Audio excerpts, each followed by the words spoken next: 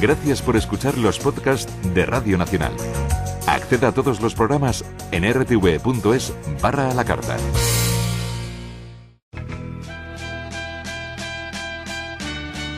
La terapia.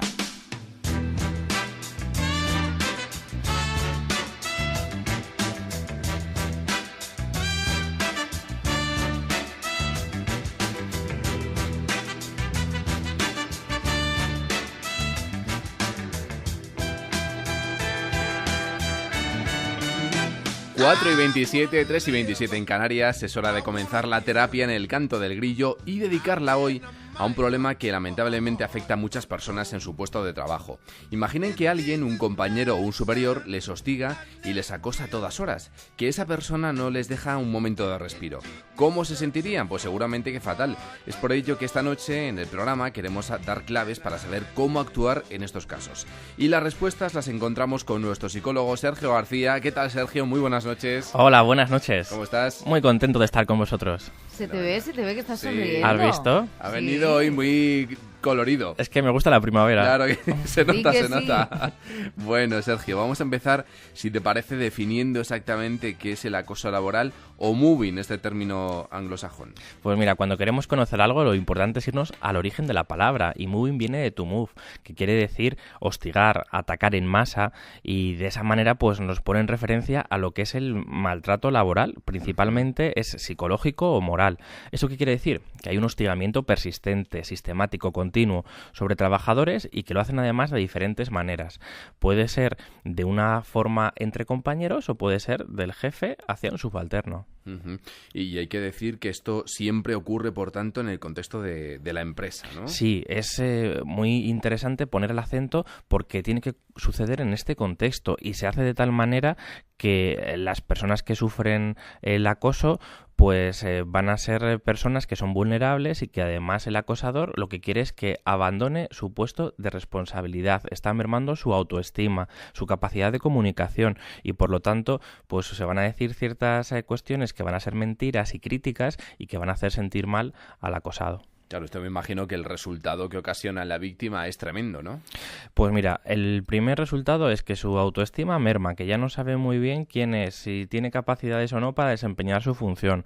Por otra parte, moralmente está autodestruido, porque se han dicho muchos infundios que no se puede defender, que se quedan en el territorio del rumor y que son pues muy difíciles de poner en contexto. Y luego, por otra parte, esta sutileza lo que hace es que no solamente tenga esa autoestima débil frente a la empresa, sino que cuando se va a su vida personal, pues también se ha generalizado ese malestar. Por lo tanto, van a ser personas donde van a quedar muy afectadas en todos sus estamentos. Claro, porque estamos hablando de que efectivamente en el puesto de trabajo pasamos muchas horas de nuestra vida y efectivamente si estamos mal ahí, pues lo mismo que si estamos mal en casa prácticamente, ¿no? Al final eso repercute en nuestro día a día y nos hace la vida imposible. Es un continuo. Si donde estoy más horas y donde me tengo que sentir con una mayor responsabilidad y bien atendido y que puedo dar todas mis capacidades, ahí me siento mermado, pues eso me va a llevar de manera con una inercia en toda mi vida personal también. ¿Esto se parece en algo, tiene algo que ver con ese síndrome del quemado, ese síndrome del burnout, también otra palabra inglesa? Sí, pues mira, muchas veces nos lo preguntan porque es diferente,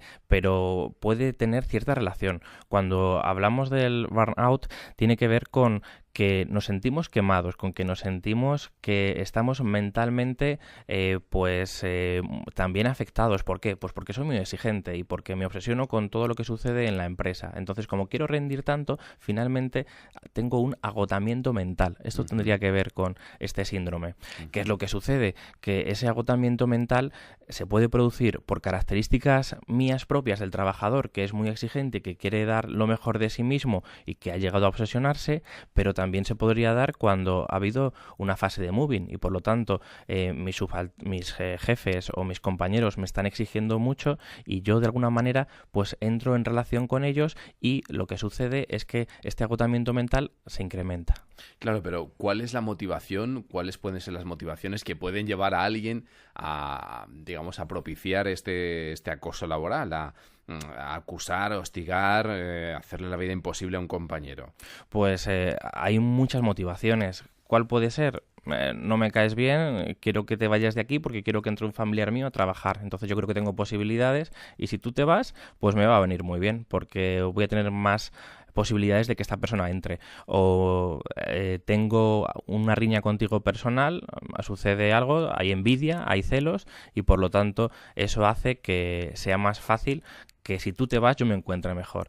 Entonces tiene que ver con cuestiones que son personales y que pueden parecer nimias, pero que en el fondo se van aumentando y eso hace que se produzca un verdadero infierno dentro del mundo laboral.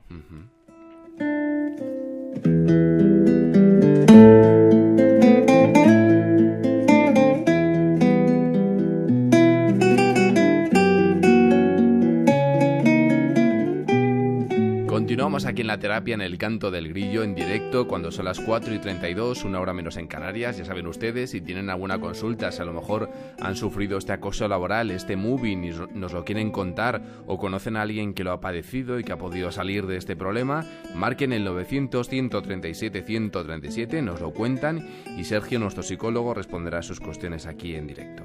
Sergio, ¿hay fases en el acoso laboral? Sí que hay fases.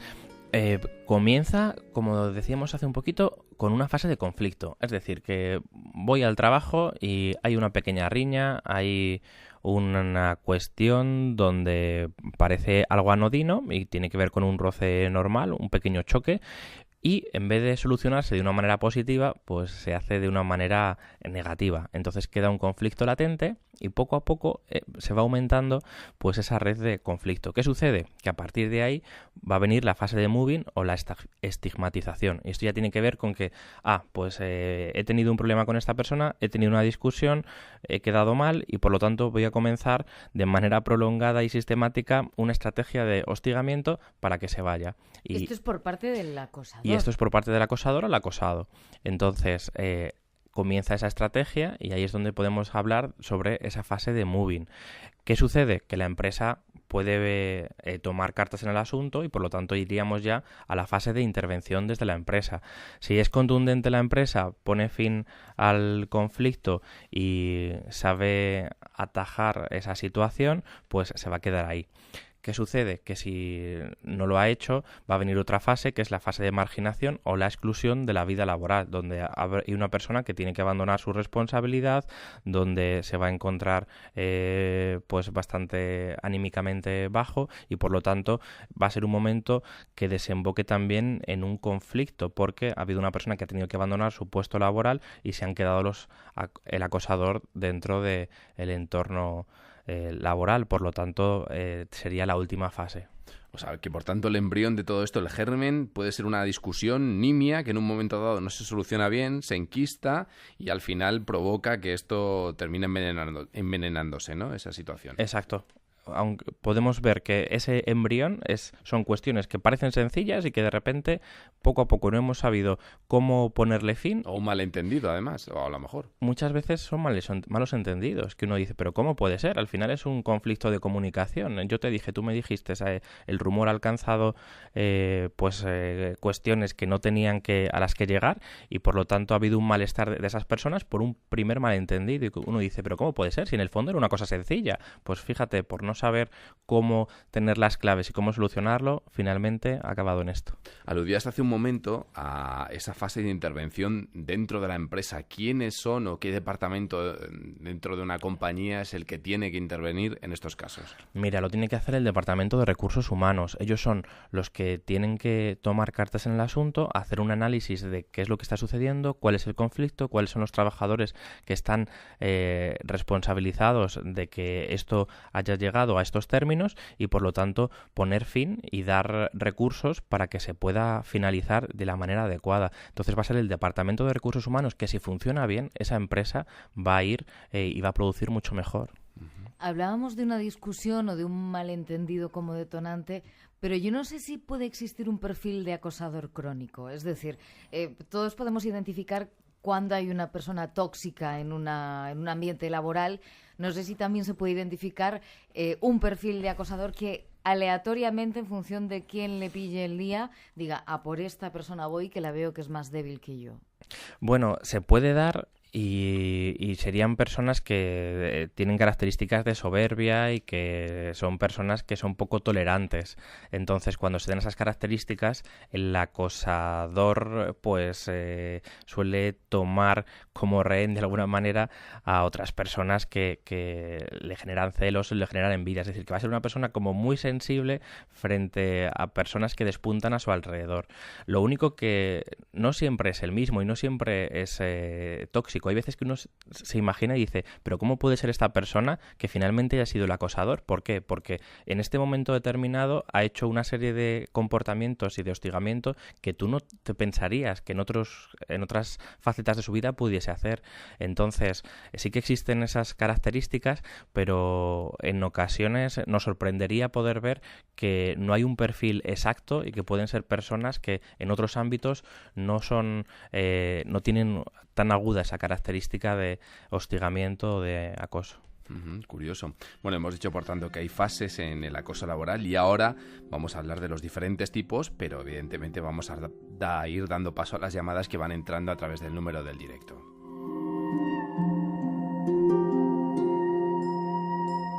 Vamos a Getafe, aquí en la Comunidad de Madrid, con Ignacio. Hola Ignacio, ¿qué tal? Buenas noches. Hola, buenas noches. Cuéntenos, Ignacio. Sí, no, era por saber si esto sería acoso laboral o es solo, no sé, una mala relación, por llamarlo de alguna manera.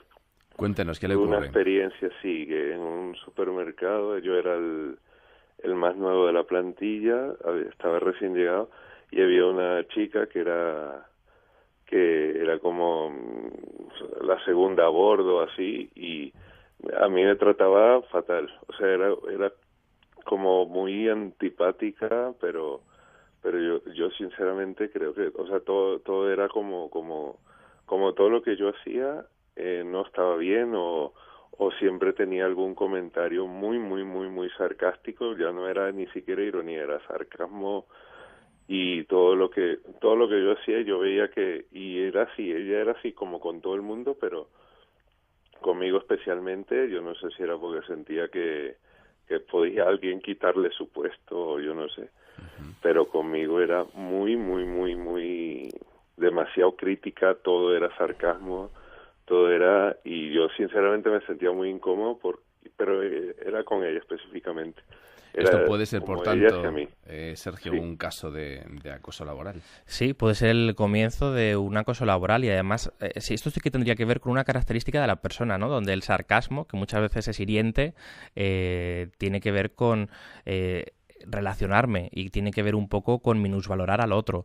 Entonces, también ponía el acento en que si ella se sentía que le podían quitar su puesto de trabajo. Esto a veces sucede y como motivación veo que la otra persona tiene posibilidades, veo que despunta, veo que tiene buenas características y yo siento que puede ocupar mi puesto. Entonces, ¿qué sucede? Que antes de que a mí me ataquen, yo ataco. Y ese sarcasmo, esa agresividad latente que había en esa forma de expresarse, pues tuviese que ver en ocasiones con una defensa y con no te voy a dejar pasar, y en ocasiones uno se da cuenta de que encuentra víctimas donde poder hacerlo y poder decirlo es más fácil, es más sencillo. Ignacio, no sé si sigue trabajando allá, ¿lo dejó? No, es un trabajo que yo actualmente ya no estoy, pero sí, yo en el momento me sentía con ella especialmente incómodo por esa situación, porque yo decía, a mí me trata diferente, no sé si porque soy el nuevo, el recién llegado o qué, pero con esa persona me sentía muy incómodo en esa situación. Gracias a Ignacio desde Getafe por contarnos este testimonio que encaja, efectivamente, como hemos indicado, dentro de lo que es el molde del moving, del acoso laboral. Vamos a ir hasta Valencia con Vicenta. Hola Vicenta, ¿qué tal? Buenas noches. Hola, buenas noches. Cuéntenos, Vicenta. Pues es como una rama del acoso laboral, porque no se puede conseguir que el trabajador se vaya del trabajo. Me estoy refiriendo en concreto a funcionarios que durante un tiempo disfrutan o se dedican a la política y entonces tienen una excedencia especial, un permiso especial. cambia el color político de la administración y ellos vuelven a su puesto de trabajo que tienen ganado por oposición. Ujú. Y entonces ahí se produce, yo he vivido varios casos, no directamente, pero sí de compañeros, en los que la forma de acosarlos es no darles ningún trabajo y sí que tener la obligación de ir todos los días a no hacer nada. Ya. Eso quizás se salga un poco del ámbito laboral, pero bueno, Claro. yo lo he vivido y quería ponerlo de relieve simplemente. Claro, pues se lo agradecemos, Vicenta. Un abrazo muy fuerte, gracias por contarlo. Y este tipo de acoso, esta modalidad de moving, que ahora me dirás tú si lo es o no, pero yo creo que a lo mejor encaja dentro de esa modalidad en la que son los jefes los que propician ese moving hacia los subordinados, las personas que están por debajo de ellos. Exacto, tendría que ver con un moving vertical donde desde la institución al subalterno se hace que se sienta minusvalorado, que no se sienta útil, y en este caso pues se hace a través de no darles trabajo. Fijaros lo sutil, ¿no?, de una persona que tiene que llegar a su ámbito laboral y que no hace nada durante su jornada, y cómo ese no darles trabajo pues también es una forma de mermarles y es una forma de no darles esa responsabilidad que merecen y para la cual tanto han trabajado. Entonces sí, podría estar dentro de este tipo de moving. Al hilo de todo esto, decía yo antes de dar paso a los oyentes que hay 3 tipos de moving, ¿no? Exacto. Mira, acabamos de ver el que tendría que ver en vertical desde la institución al subalterno, al empleado. Por otra parte, hay otro que se da, como antes dijo Ignacio, entre compañeros, y ese sería el horizontal.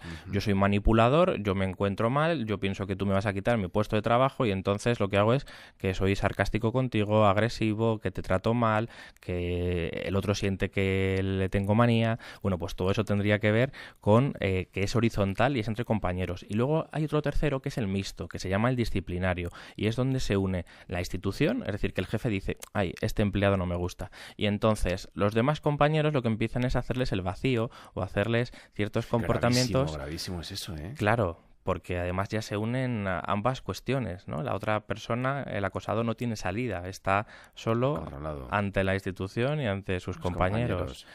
Entonces sería el más grave y tendría que ver con ese moving mixto. ¿Hay algún tipo de relación entre este acoso laboral y el acoso que, por ejemplo, sufren niños en el colegio? Pues sí, cuando sucede en el colegio también se da una manipulación, también hay agresividad y los chicos en ese momento se están forjando su personalidad, no tienen recursos. Entonces es parecido, lo único que cuando se da en el ámbito laboral ya hay un contrato de por medio, son personas adultas, ya saben más lo que hacen, pero sí, en un principio las variables y el inicio pues puede ser por los mismos motivos. Sergio, ¿cómo se tratan para los oyentes, los grillos que ahora mismo estén sufriendo este tipo de acoso laboral y se planteen soluciones? Mira, todos los grillos tienen que saber que hay soluciones y que se pueden generar con el Departamento de Recursos Humanos, entonces tienen que ser ellos los que nos ayuden. ¿Qué hacen desde este ámbito? Bueno, en primer lugar, resolución de conflictos para saber qué es lo que ha sucedido y cómo podemos atajar ese problema.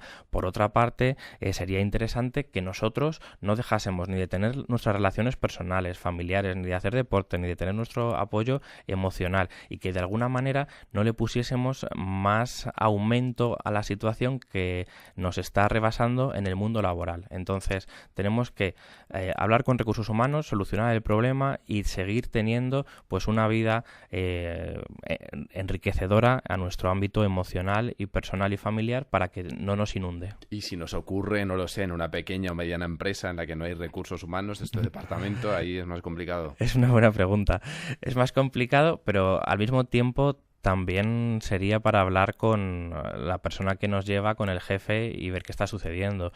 El jefe en ese momento tiene que hacer, en la mediana y pequeña empresa, de todo y también tiene que hacer de psicólogo muchas veces y decir, a ver, vamos a poner blanco sobre negro y ver qué está sucediendo. Necesitamos un aliado, necesitamos poder hablar de esto con la persona adecuada que nos pueda ayudar. Nos queda apenas un minuto, Sergio, pero me gustaría preguntarle por las empresas españolas si son más proclives a, no sé, digamos, a ocasionar o producirse dentro de estas empresas acoso laboral? Mira, dentro del Observatorio Europeo de la Vida Laboral que ha creado la Fundación Europea, estamos muy bien situados porque tenemos un 8% de acoso laboral frente a Finlandia y frente a unos países del norte que tienen casi un 20%. Lo único que este dato, más que una realidad, yo pienso que esconde una poca sensibilidad frente al acoso laboral. Yo creo que sucede en mayor medida que el empresario español todavía no está muy preparado para ver qué es lo que está sucediendo y ponerle nombre a las cosas y hacer actuaciones contundentes frente a un tipo de acoso de estas características. Sergio García, como siempre un placer, gracias por estos consejos que espero que hayan sido de ayuda para los oyentes y te esperamos dentro de 15 días. Gracias, Sergio. Gracias a vosotros. Un placer.